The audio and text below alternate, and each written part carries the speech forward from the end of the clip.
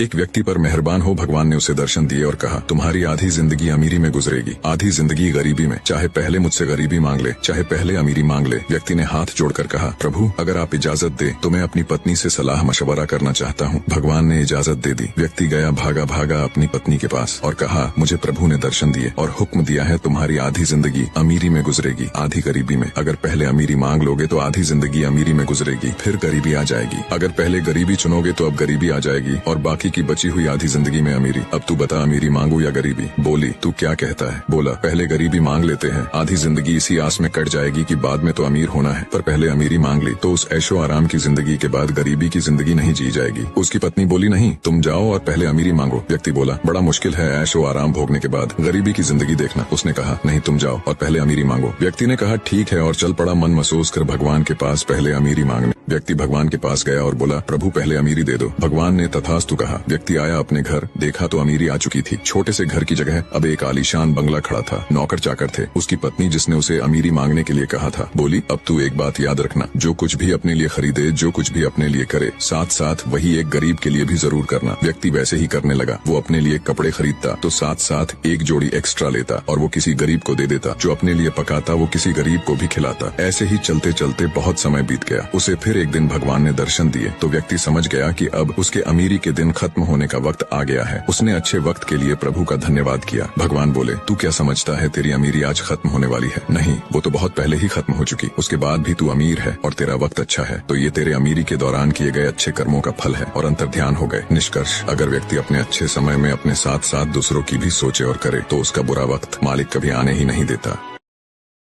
Download ShareChat.